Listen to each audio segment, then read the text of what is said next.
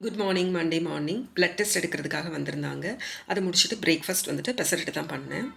நல்லா ஊற வச்ச பாசிப்பயிறு 1 கப், அது கூட 1/4 கப் இட்லி அரிசி அல்லது பச்சரிசி கூட எடுத்துக்கலாம். கொஞ்சமாக வெந்தயம், காரத்துக்கு தகுந்த மாதிரி பச்சை மிளகா, அது கூட கொஞ்சம் இஞ்சி, கொஞ்சம் கொத்தமல்லி சேர்த்து கொரப்பாக அரைச்சி எடுத்துக்கணும்.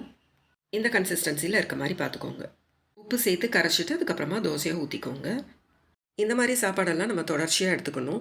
இது வந்துட்டு லக்ஷனாக்கு ஆனியன் கொஞ்சம் வதக்கிட்டு உள்ளே வச்சு கொடுத்தேன். தொட்டுக்கிறதுக்கு பீக்கங்காய் சட்னி அவ்வளோ சாஃப்டாக சூப்பராக இருந்தது. ஸ்கின்னு ஹேர் ரெண்டுக்குமே வந்துட்டு வெளியில் நம்ம அப்ளை பண்ணுறதெல்லாம் செகண்ட் தான். 3 விஷயம் ரொம்ப ரொம்ப முக்கியம். இது எல்லாரும் சொல்கிறது தான்.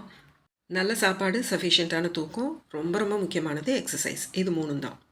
டாக்டர்கிட்ட போகணுன்னே இதை தான் சொல்லுவாங்க. ஆனால் அதை நம்ம மைண்ட் பண்ணவே மாட்டோம். எனக்கு எந்த சன்ஸ்க்ரீன் சூட் ஆகும், சீரம் எது நல்லாயிருக்கும், அப்படி தான் கேட்போம்.